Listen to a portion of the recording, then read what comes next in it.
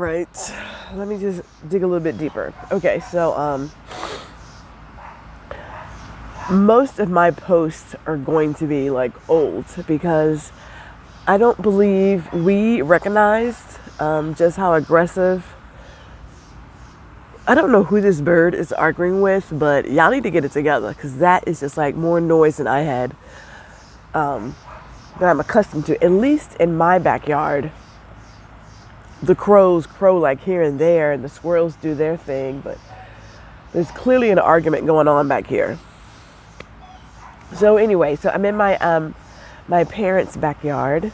Like I said before, in a previous post, my father's lung cancer was aggressive. Like it moved far faster than we had anticipated, that the doctors had anticipated. I just had this idea that it was like, I figured maybe November. I figured maybe he'd make it to November because he only had one lung. Like his right lung was gone. And we went to the oncologist. You could literally see how his body, his lymph nodes were swelling from the cancer. Like it spread up. And I thought, this isn't good. It's only been 2 weeks and it's spreading like crazy. So by the time we got him to his first scan to really figure out how big it was, that sucker was moving. Keep in mind he also had pneumonia, so he's fighting like all of these things happening in his body, and that's a fight that's hard for any system to take. So I remember having to go get him some clothes because he was losing weight crazy fast, and I noticed how small his legs were, and I thought, this isn't going well. And I've had a couple of friends who've had chemo and radiation. You have to have some body weight on you for chemo and radiation. He didn't have any. And so the doctor's given us all the options, and I said, hey, I've got friends who've been through this. They don't look like my dad. So what's the reality that he could actually make it through radiation safely? And so we started talking about possible hospice care. That was, holy shit, that was last Friday. Yeah, because I had a call on Thursday. I drove back down. I went to home Wednesday. I drove back on Thursday. I had to talk to the doctor. We had a chat Friday, which was their 50th anniversary. And then he passed on Saturday. That's how fast it was. So we didn't even get a chance to try the chemo. His chemotherapy medicine actually arrived on Monday when he was admitted into the ICU. And, to see him on those breathing tubes, it can be heart-wrenching. But let me tell you about my dad, like real quick. Pops was not a doom and gloom person. He was very clear when people entered into his room that he was not doing doom and gloom. So it was, what's going on? What's the deal? What's happening now?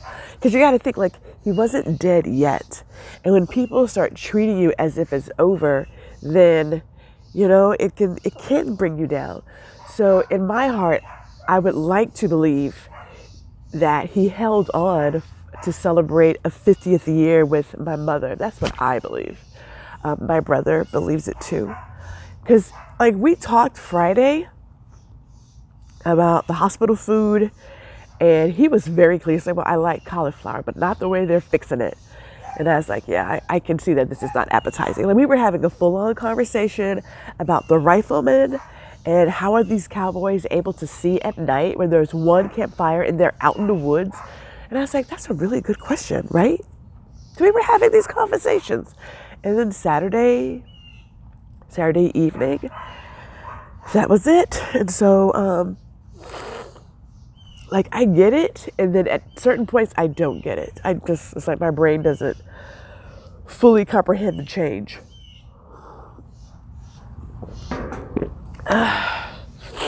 But, it's only been a week.